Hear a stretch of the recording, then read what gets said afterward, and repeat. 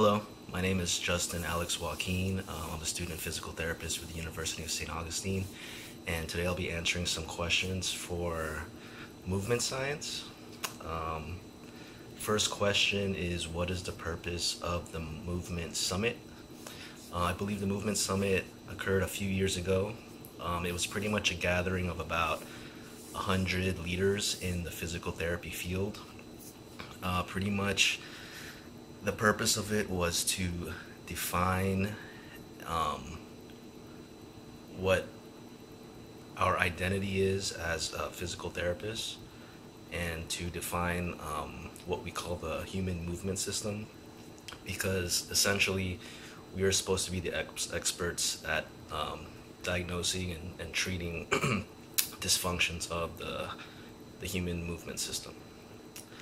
Um, Second part of that question is, describe the identity principle of the APTA's vision.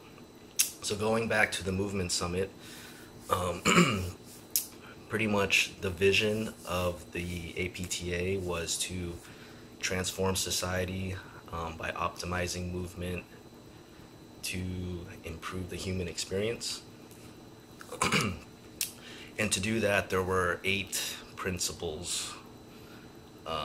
guiding principles to achieve that vision, with one of them being identity. The other seven, I believe, was collaboration, innovation, advocacy, access, and three other ones that I can't remember right now, I believe. But yeah, so one of them was identity. And basically the identity principle is to pretty much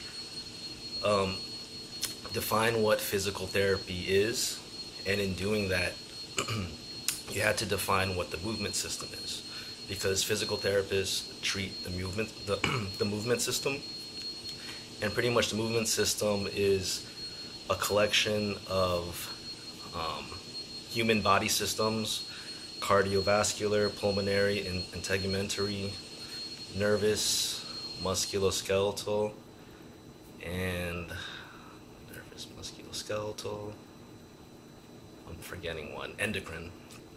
So the idea is these six systems work together to perform movement in the human body.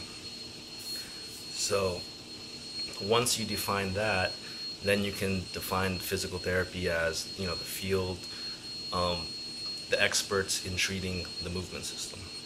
So that's how it ties into the identity principle of the vision. Okay, next question: how do physical therapists fit into the movement system?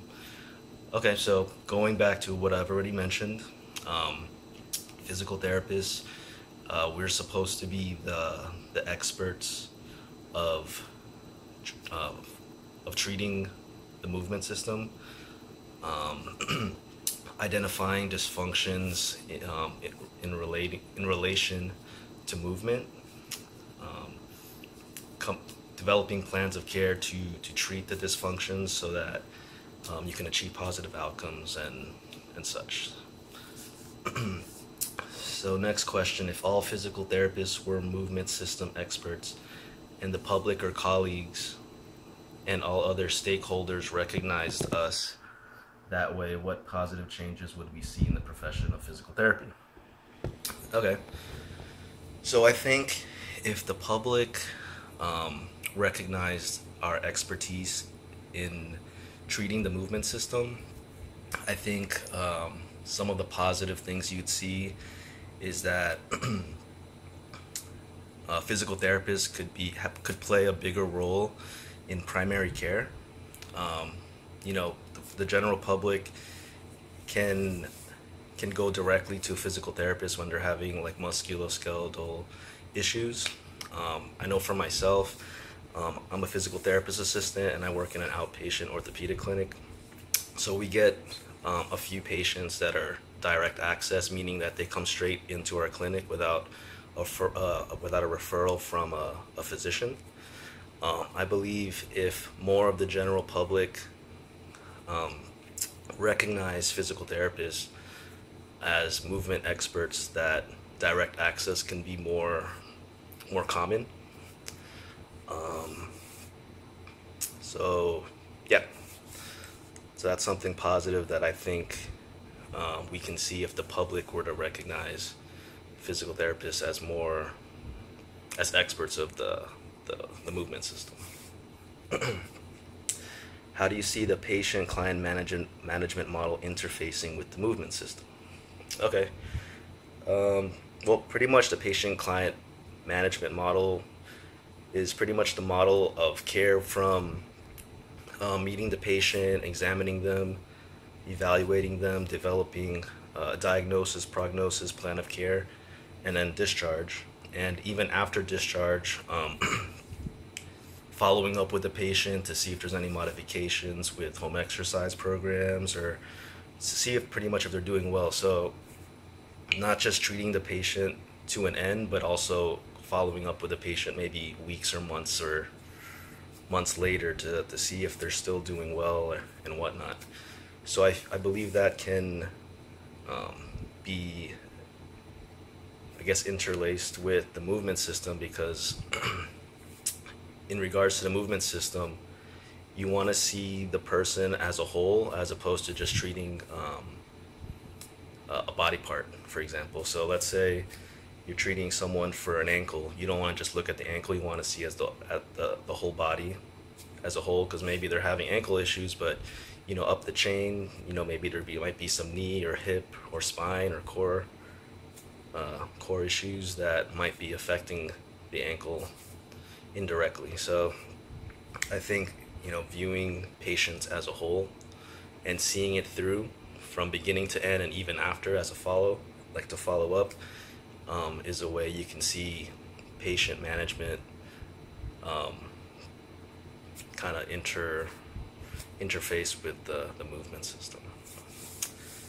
And lastly, what are the essential activities that should be part of a standard movement analysis? I think as therapists, you should be able to, I guess, evaluate and analyze a patient's movement, maybe just basic movements such as standing, sitting, walking, things pretty much like ADLs, what we call activities of daily living. I know for me personally, I've learned different screening techniques, such as the functional movement screen, or FMS, and I work with other physical therapists who've studied or gotten certified in the same screen, and even one called SFMA, which is called the Selective Functional Movement Screen. And pretty much what those screens or tests are ways of analyzing functional movements, from kneeling to squatting to lifting overhead, trunk control, core stability, balance. So things of that nature. I think those kinds of screens or tests would be good in in analyzing standard movements. So yeah, and I believe those are all the questions. Thank you.